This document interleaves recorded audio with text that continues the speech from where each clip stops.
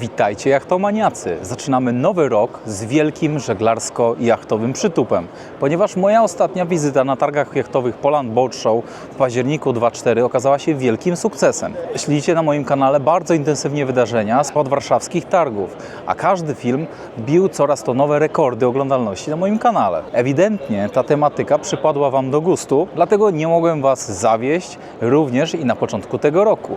I dlatego podnoszę poprzeczkę wyżej. Mam dla Was absolutnego hita. Specjalnie dla Was, dla moich wspaniałych widzów, jestem na największych na świecie targach jachtowo-żeglarskich pod zamkniętym dachem.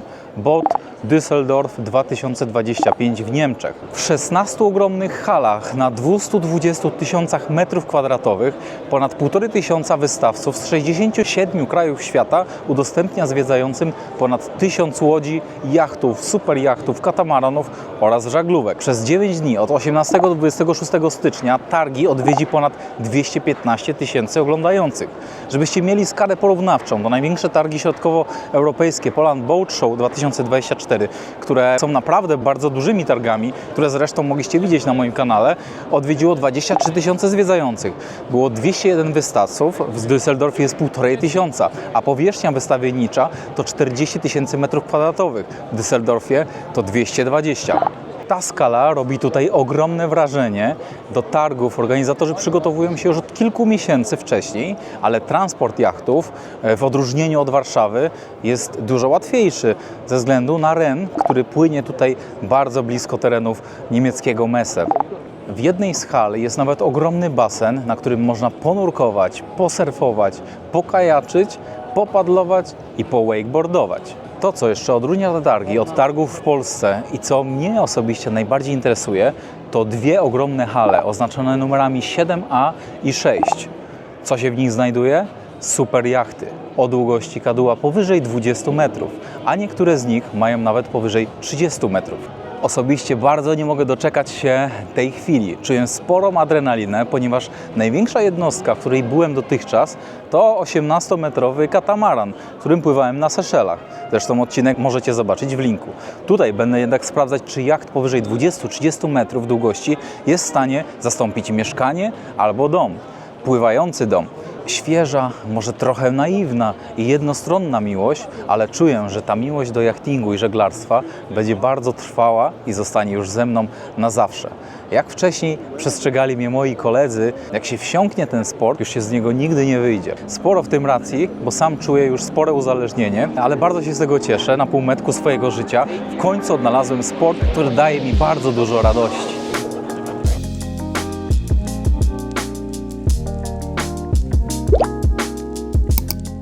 Słuchajcie uważnie, jachtomaniacy. Jeżeli Twoje zainteresowania, Twoja pasja jest związana w jakimkolwiek stopniu z wodą, to targi w Düsseldorfie są imprezą, której naprawdę nie możesz przegapić. Jeśli jarasz się nurkowaniem, snorklingiem czy wakeboardem, to BOT Düsseldorf jest świątynią wszystkiego wokół tej branży. Jeżeli jesteś zarówno początkującym, jak i zaawansowanym żeglarzem i myślisz o zakupie pierwszej lub kolejnej małej żaglówki oraz chcesz dodatkowo wyposażyć w sprzęt swoją jednostkę, to tutaj znajdziesz absolutnie wszystko, co ułatwi Ci wybór, a w dodatku zapoznasz się z wieloma nowinkami, które ułatwią Ci żeglowanie po świecie. Witamy Pawła Górskiego, który jest biznes deweloperem od Galeon Yachts, przedstawicielem, i tutaj w Düsseldorfie mamy okazję porozmawiać z Pawłem o tym jachcie, o marce Galeon. Pierwsze pytanie, jakie chciałbym zadać, to marka Galeon jest znana na całym świecie. Jaka jest obecnie struktura sprzedaży Galeona, jeżeli chodzi o polskich odbiorców i zagranicznych? Mnie to bardzo interesuje. Generalnie, tak jak wspomniałeś, Galeon faktycznie jest znany na całym świecie, z dużym naciskiem na Amerykę, ponieważ ona jest naszym głównym odbiorcą jachtów. Europa nie może się pochwalić zbyt dużą ilością w stosunku do amerykańskiej sprzedaży. Azja bardzo dobrze zaczyna nam rokować i tam parę jachtów sprzedaliśmy.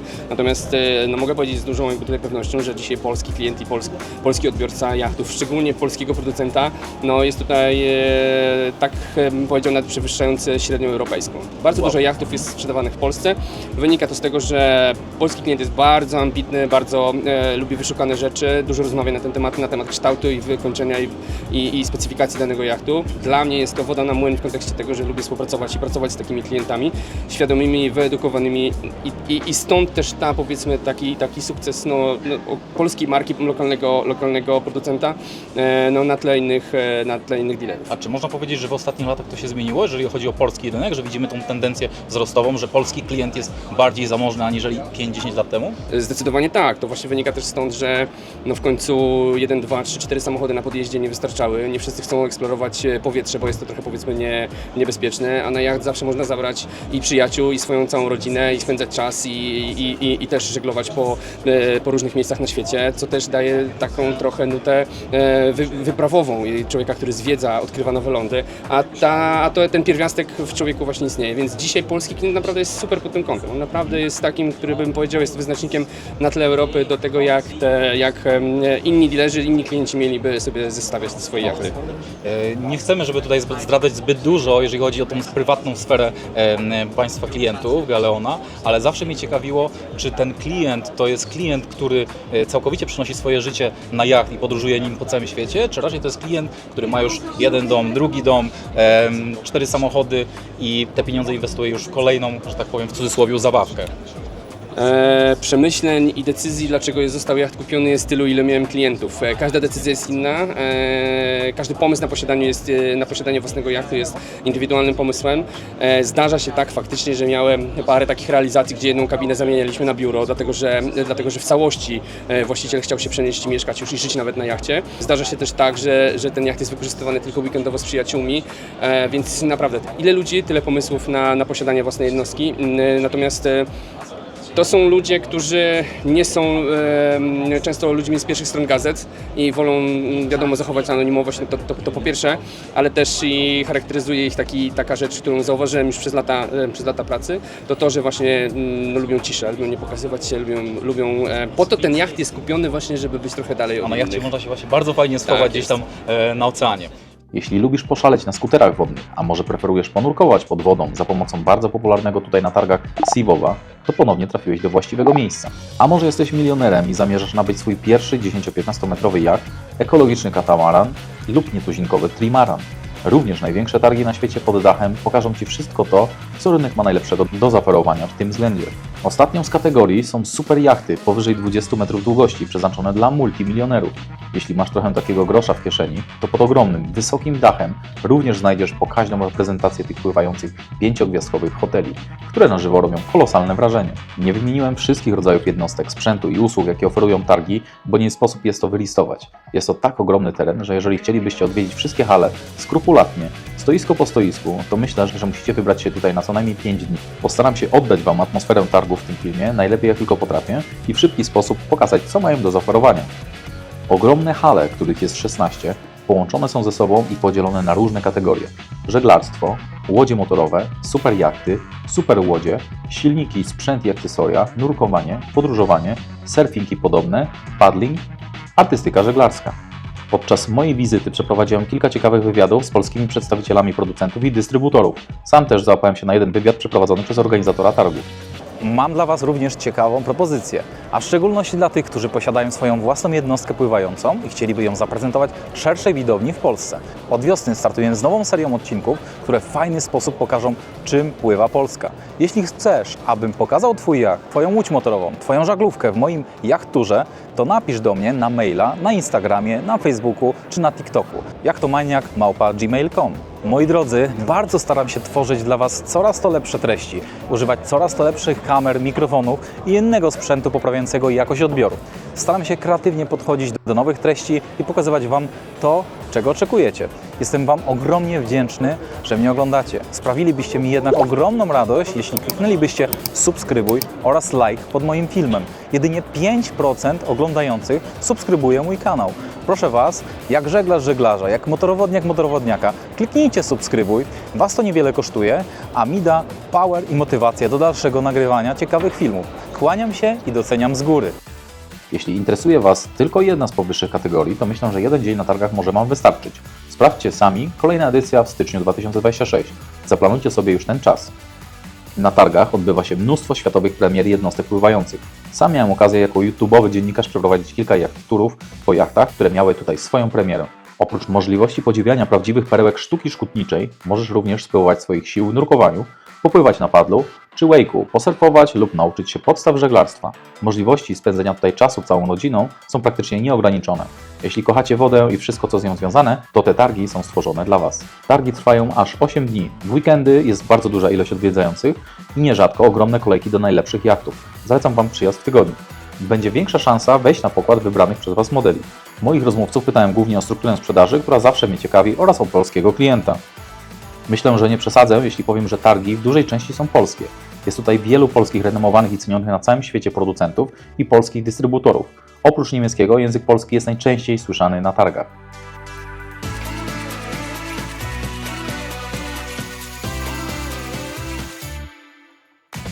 Powiedzmy troszkę może o klientach z Polski, bo w tym się Pan specjalizuje. Wiadomo, że nie chcemy tutaj zdradzać za dużo, bo zazwyczaj klienci chcą zachować anonimowość, ale uchylmy troszkę rąbka tajemnicy. Kim są ci klienci? Czy to są raczej osoby, które posiadają już jacht, kupują drugi, mają dom, 2-3 domy i to jest ich kolejny nabytek, czy raczej przenoszą całe swoje życie na jacht i chcą podróżować takim jachtem po świecie? Klienci, którym sprzedajemy jachty, i myślę, że to jest reguła wśród klientów też innych marek, są to osoby oczywiście majętne, osoby, które nie rzucają swojego dobytku, swoich firm i nie przenoszą się na jacht. Jest to bardziej uwieńczenie ich sukcesu życiowego, czyli zainwestowanie w przyjemność spędzania czasu na wodzie. Są to jachty, które są wykorzystywane myślę, że kilka do kilkunastu razy w ciągu roku. Na zasadzie przyjadę do Chorwacji na tydzień, popływam na moim jachcie i wracam do Warszawy czy w inne miejsce w Polsce popracować i zarobić te pieniądze na te przyjemności. Są to osoby w średnim wieku, generalnie prywatnie bardzo fajni ludzie na poziomie oczywiście i nasze relacje, które budujemy z klientami są bardzo dobre i o to chodzi chyba w sprzedaży jachtów. Czy w ostatnich latach zauważa Pan też tendencję wzrostową, jeżeli chodzi o polski rynek? Czy rzeczywiście polski klient się bogaci? Czy to widać w strukturze sprzedaży? Ostatnie lata, powiem szczerze, nie są łatwe, jeżeli chodzi o rynek jachtowy. Mówię tutaj z perspektywy dealera. Tak? Jest to teraz czas dobry dla klientów. Towaru, jeżeli można powiedzieć o jachtach, towaru jest dużo na rynku. Nie mówię tylko o dużych jachtach, ale też szczególnie o tych małych jednostkach. Klienci mają pełną gamę wyboru. Oni w tym momencie decydują, stawiają w jaki sposób, można powiedzieć, warunki. Oczywiście jest pora do negocjacji, natomiast zawsze jest ten limit, ta granica, której nie możemy przekroczyć. Więc klienci, którym jachty sprzedajemy, są to osoby już zdecydowane, wiedzą czego chcą. Jeżeli chodzi o takie duże jednostki, to nie są pierwsze jachty, bo trzeba mieć naprawdę dużo odwagi, kupując jednostkę tak dużą na pierwszą swoją przygodę z jachtingiem.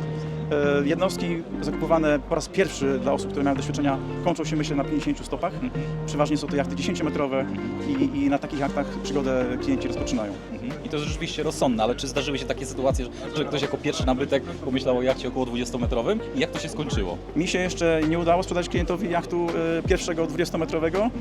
Słyszałem o przypadkach, gdzie klient kupując jacht duży, który był troszkę za duży jak na możliwości, to skończyło tym się, że klient był sfrustrowany, nie bardzo potrafił sobie ogarnąć ten cały jacht. To nie tylko chodzi o prowadzenie, to jacht to jest cała gama innych czynności. Jacht trzeba nie tylko zaparkować, ale trzeba go zgłosić w marinie, trzeba go podłączyć. Jacht to jest dbanie, to są przeglądy serwisowe. To wszystko jest na głowie właściciela tak naprawdę. Jeżeli nie wynajmie firmy zewnętrznej, która świadczy takie usługi, to musi o tym pamiętać, żeby zatankować, żeby opróżnić zbiorniki, żeby prowadzić serwis generatora, silników, klimatyzacji, podpiąć pod przyłącze lądowe i tak dalej. Jest naprawdę tego mnóstwo. Cały rok musimy się opiekować. Jest to spora wiedza i spore doświadczenie trzeba posiadać, aby takim jachtem się profesjonalnie zajmować. Więc myślę, że dobrym taką wielkością startową to jest 10 metrów.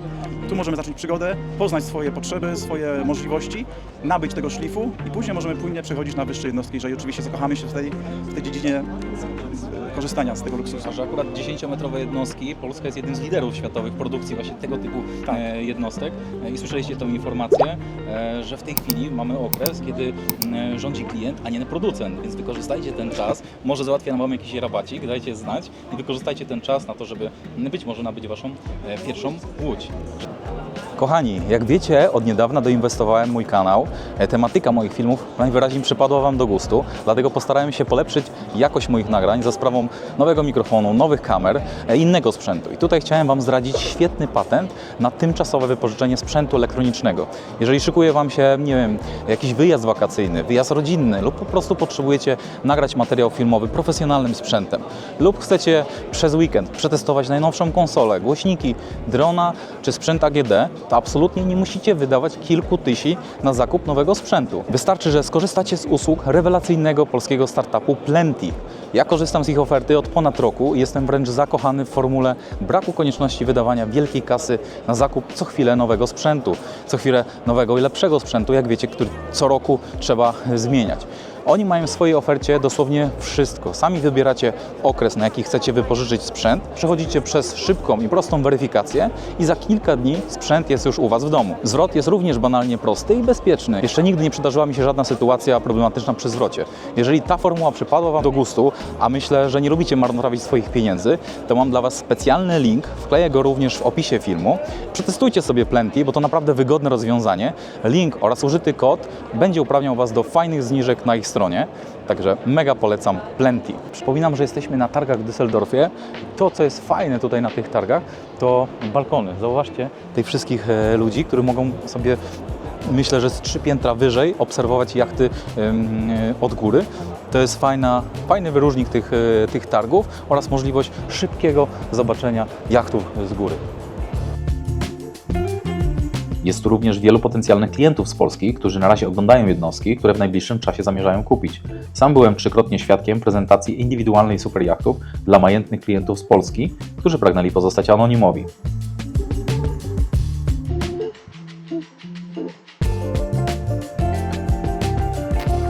Słuchajcie, moi drodzy, jesteśmy drugi dzień na targach w Düsseldorfie i oprócz tego oczywiście, że spotkacie tutaj żaglówki, super jachty, katamarany, mniejsze jednostki, to również mamy strefę w hali numer 17, można powiedzieć strefę wodną. Jak widzicie, można tutaj w długim basenie popływać na desce. Zaraz zobaczycie jeszcze inne atrakcje. Tu jest mnóstwo sprzętu wokół wodnego, które myślę, że jest mega interesujący. Oprócz tamtej strefy, którą widzieliście, mamy tutaj strefę z deskami, wszelki wybór desek. Tutaj mamy kajaki, macie tutaj wszystko, czego potrzebujecie. Torby, plecaki, cały ekwipunek potrzebny do spędzania czasu na wodzie. Ale główną atrakcją na hali numer 17 w Düsseldorfie jest gigantyczny basen do nauki na wakeboardzie. Do nauki oraz do prezentacji przez specjalistów, przez profesjonalistów. Zobaczcie, jak to wygląda.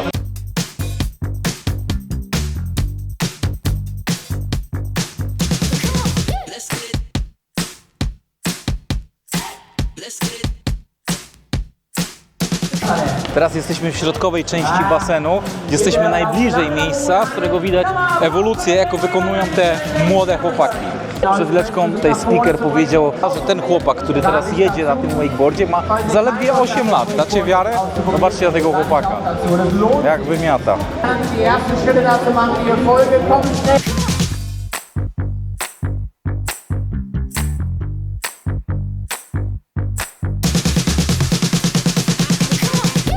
Jesteśmy w hali numer 16. Jak widzicie, za mną wspaniałe żaglówki Beneteau, francuskiej marki, francuskiego producenta. Po drugiej stronie mamy też wspaniałe katamarany, do których również zmierzamy i które nie omieszkam Wam również pokazać. To, co jest ciekawe na tych targach i co mi przypadło do gustu, to wysokie ustawienie właśnie tych żaglowców. Na targach w Polsce, na których byłem, one były ustawione dużo niżej, a tutaj możemy spojrzeć praktycznie od dołu na te wspaniałe jednostki, które z tego poziomu naprawdę robią ogromne również wrażenie, nie mniejsze aniżeli super jachty. Kochani, część Was oczywiście wie, co to jest za jednostka, czyli oprócz żaglowców, oprócz katamaranów, które widzieliście przed chwilą, są tutaj dostępne również trimarany, które robią nie mniejsze wrażenie aniżeli super jachty. Wejdziemy sobie tutaj teraz od góry i zobaczymy, jak ta jednostka wygląda od strony pokładu. Chodźcie za mną. trimaran, który w tej chwili widzicie, z góry wygląda bardzo ciekawie. Tutaj z przodu mamy tak zwaną trumnę, w której zazwyczaj nocuje kapitan. Nie jest to zbyt przyjemne miejsce do nocowania. Tutaj mamy drugie pomieszczenie do spania albo do trzymania chociażby odbijaczy, ale centralnym punktem sterowym jest tutaj to miejsce, do którego za chwilę dojdziemy. Drodzy Państwo, mamy tutaj Dragonfly 36, około 11-12 metrów. Mamy tutaj bardzo fajne czarne koła sterowe, drewno tekowe na podłodze. Cechą charakterystyczną takich trimaranów jest wyjątkowa możliwość stabilizacji, wyjątkowo wygodne, że tak powiem, pływanie. Tutaj fale do mniej więcej 6 skali Beauforta nie są nam straszne, a na pewno te odczuwalne fale są dużo mniejsze aniżeli na jednokadłubowej żaglówce. Lecimy dalej.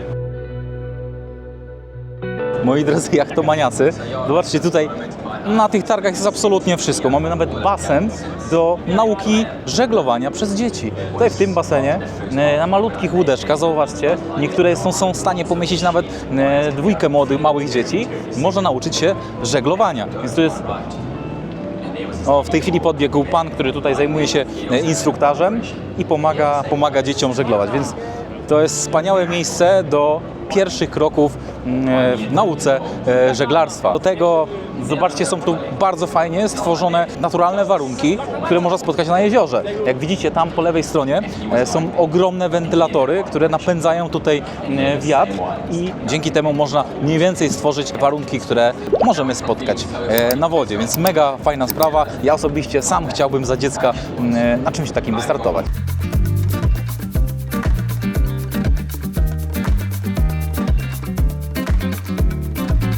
Moi drodzy, jesteśmy w Havana Bar i z Havana Bar bardzo szybko przenosimy się pod wodę. Jest to kolejna atrakcja, którą możecie tutaj spotkać na targach w Düsseldorfie, czyli strefa związana bardziej z nurkowaniem. Jest tu do wyboru pełen ekwipunek dla nurków, ale możecie znaleźć też ogromną tubę wypełnioną wodą, w której nurek może nurkować, może przetestować sprzęt i może się pobawić. Zobaczcie tutaj pana. Także takie miejsca tylko w Düsseldorfie. Zobaczcie, jak pięknie to wygląda.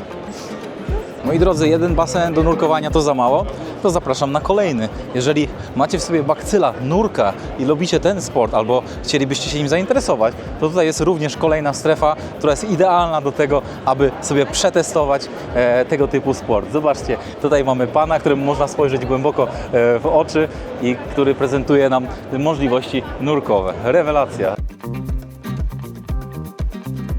Na targach oprócz jednostek pływających mamy oczywiście sprzęt okołożeglarski, jak chociażby odzież żeglarską. Tutaj mamy przykłady firmy, która wykonuje odzież z użyciem na przykład starych żagli. To jest torba zrobiona z starych żagli. Mega fajna sprawa, ekologiczna, rozwiązania ekologiczne, które pozytywnie wpływają na środowisko, dzięki którym możemy zużyć stare, niepotrzebne nikomu żagle.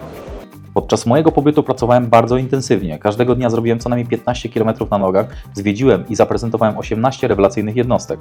Wszystko nagrałem i zaprezentuję Wam w osobnych filmach, które będą dotyczyć poszczególnych marek i modeli.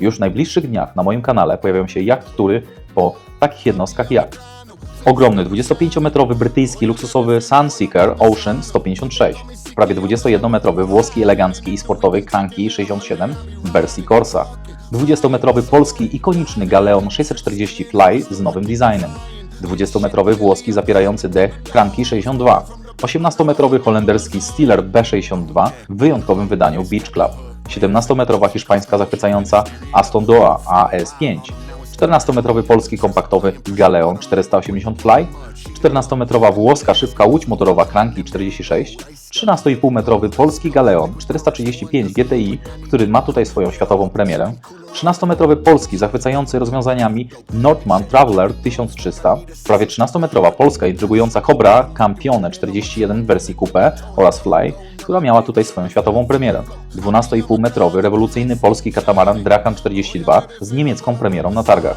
10-metrowa polska oszałamiająca łódź motorowa Virtual V10 w wersji Top oraz w wersji Cabin, która miała tutaj światową premierę. 10-metrowy polski Nordman Traveler 1050, którego rozwiązania na rufie szokują, oraz 8-metrowy polski Niken 770 Grand z wyróżniającym się designem. Mam nadzieję, że ten zestaw jednostek, który dla Was przygotowałem, przypadnie Wam do gustu. Kliknijcie subskrybuj i powiadomienie, to żaden z powyższych filmów nie umknie Waszej uwadze. Do zobaczenia na jachtach. Dziękuję, że pływałeś dzisiaj ze mną. Zapraszam Cię do kolejnego ekscytującego żeglarskiego odcinka. Komentuj, lajkuj, subskrybuj. Jachtomaniak.